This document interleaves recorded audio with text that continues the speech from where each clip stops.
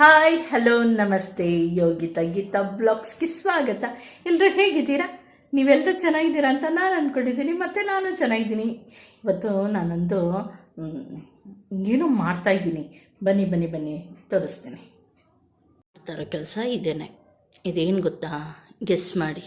ಯಾರು ಗೆಸ್ ಮಾಡ್ತೀರಾ? ಗೆಸ್ ಮಾಡಿದ್ರಾ?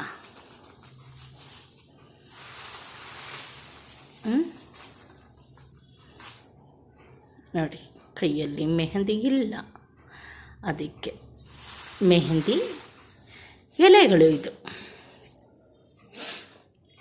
ಇದು ತುಂಬ ಅಮ್ಮನ ಮನೆಗೆ ಹೋಗಿದ್ನಲ್ಲ, ಅಮ್ಮನ ಮನೆಗೆ, ಅದೇ ಗುರು ಪೂರ್ಣಿಮೆ ದಿನ ಅಮ್ಮನ ಮನೆಗೆ ಹೋಗಿ ಒಂದಷ್ಟು ಸೊಪ್ಪನ್ನ ಬಿಡಿಸ್ಕೊಂಡು ಬಂದೆ ಅಂತೆಲ್ಲ ಹೇಳಿದ್ನಲ್ಲ ಒಂದು ವಿಡಿಯೋದಲ್ಲಿ.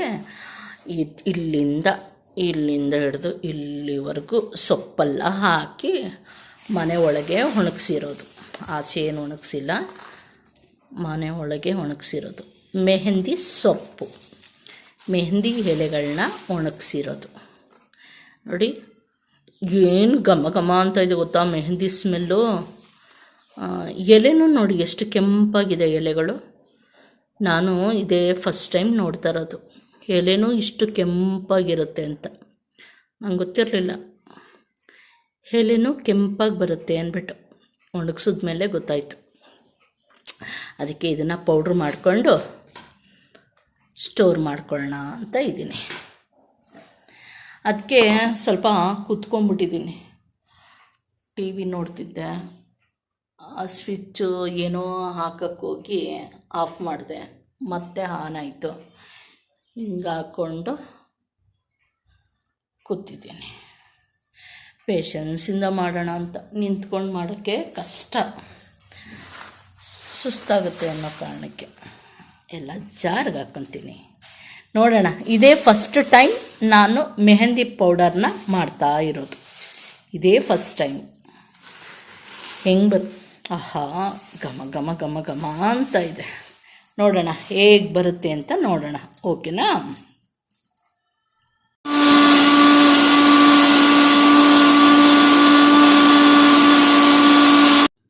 ಬಾ ಹೊಗೆ ನೋಡಿ ಹೇಗೆ ಬರ್ತಾ ಇದೆ.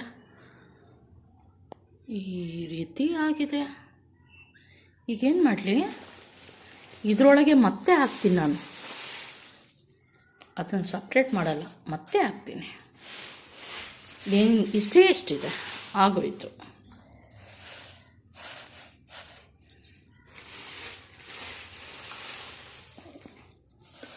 ಓಕೆ, ಮತ್ತೆ ಗ್ರೈಂಡ್ ಮಾಡ್ಕೊತೀನಿ. ಕೆಮ್ಮೆ ಬಂದ್ಬಿಡ್ತು. ಯಪ್ಪೋಯ್ ನೋಡಿ,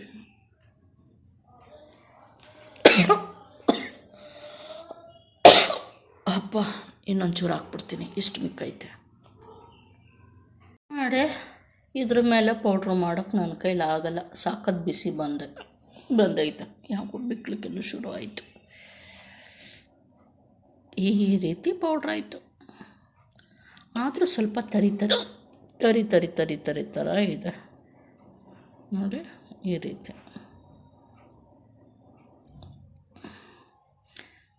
ಟಂಟಣ ಬೆಕ್ಲಿಕ್ಕೆ ನೋಡಿ, ಈ ರೀತಿ. ಇಲ್ಲಿ ಮಾತ್ರ ಸಖತ್ ನೈಸಿರುತ್ತಲ್ಲ ನೋಡಿ. ಇದು ಒಳ್ಳೆ ಹಿಂಗೆ ಬರಬೇಕು. ಆ್ಯಕ್ಚುಲಿ ಈ ಥರ ಪೌಡ್ರ್ ಹಾಕಬೇಕು, ಚೆನ್ನಾಗಿರುತ್ತಲ್ಲ.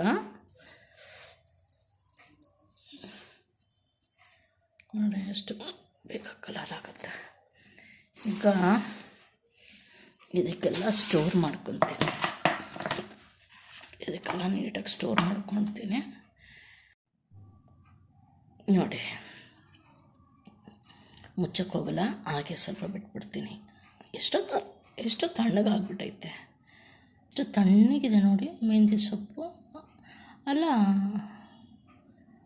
ಮೆಹಂದಿ ಪೌಡ್ರ್ ಮುಟ್ಟಿದ್ರೂ ತಣ್ಣಗಿದೆಯಲ್ಲ, ಅಂದರೆ ಎಷ್ಟು ಅಂಶ ಇರಬೇಕು ನೋಡಿ. ಎಷ್ಟು ಕೋಲ್ಡ್ ಆಗ್ತಾಯಿದೆ ಗೊತ್ತಾ? ಬೇಕಾದ್ರೆ ನೀವು ಪರೀಕ್ಷೆ ಮಾಡಿ ಮೆಹಂದಿ ಪೌಡ್ರನ್ನ ಮೆಹಂದಿ ಸೊಪ್ಪು ನಿಮಗೆಲ್ಲ ಸಿಗೋಲ್ಲ ಬಿಡಿ, ಅದು ಹಳ್ಳಿ ಕಡೆ ಮಾತ್ರ ಸಿಗೋದು. ಮೋಸ್ಟ್ಲಿ ಮೆಹಂದಿ ಪ್ಯಾಕೆಟ್ ಬರುತ್ತಲ್ಲ, ಅದನ್ನೇ ಮುಟ್ಟಿ ಒಂದು ಸಲ ಟ್ರೈ ಮಾಡಿ ನೋಡಿ.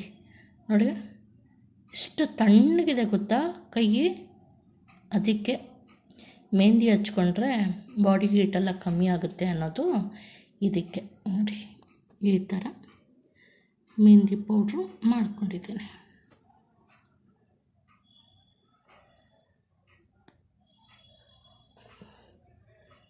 ಈ ರೀತಿ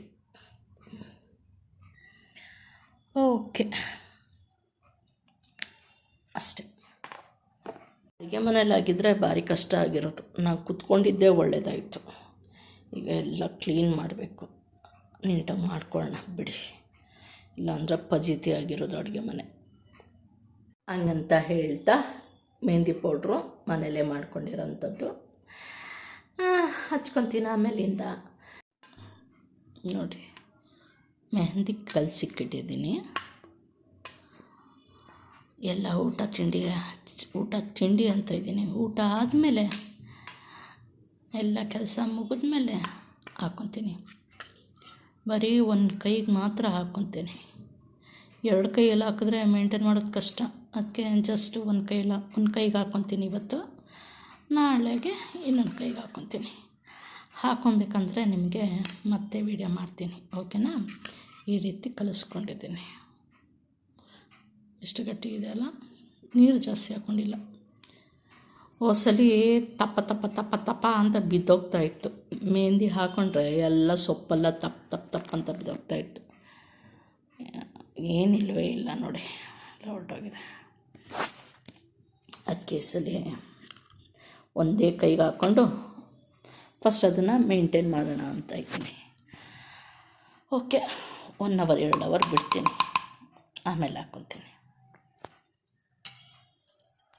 ನೋಡಿ ಮೆಹಂದಿ ಈ ರೀತಿ ಹಾಕ್ಕೊಂಡಿದ್ದೀನಿ.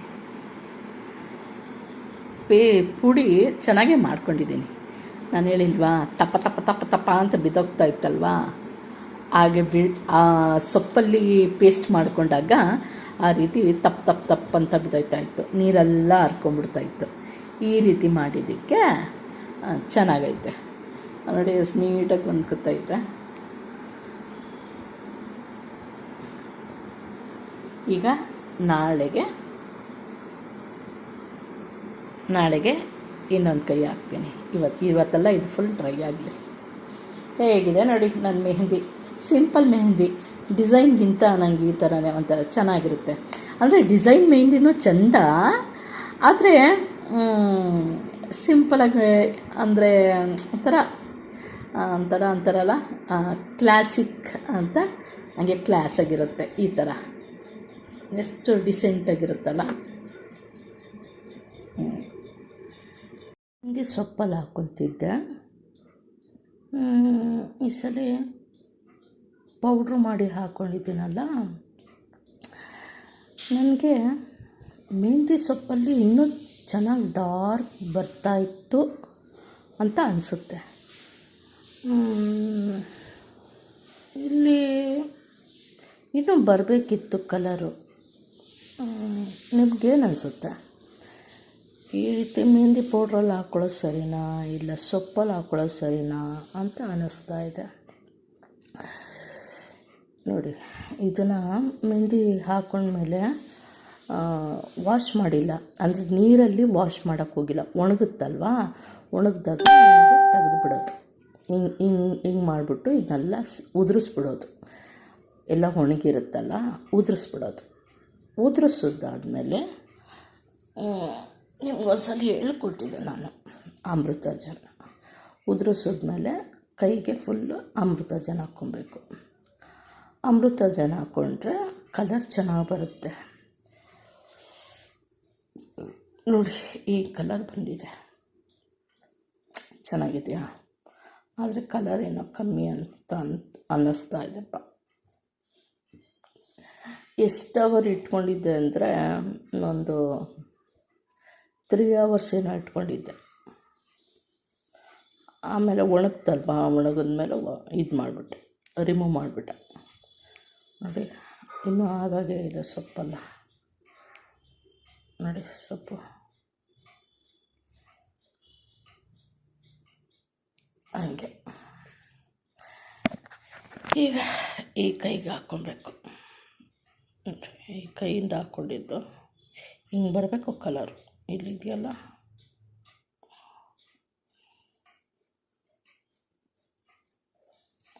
ಕಲರ ಸುಟ್ಕೊಂಡಿಲ್ಲ, ಕಲರ್ ಎಣಿಸುತ್ತೆ. ಹಿಂಗೆ ಬರಬೇಕು. ನೆಕ್ಸ್ಟ್ ಅದು ಹಾಕ್ದಾಗ ಇನ್ನೊಂದ್ಸತಿ ತೋರಿಸ್ತೀನಿ. ನನ್ನ ಪ್ರಕಾರ ಮೆಹಂದಿ ಕಲರು ಕಮ್ಮಿನೇ ಬಂದಿದೆ.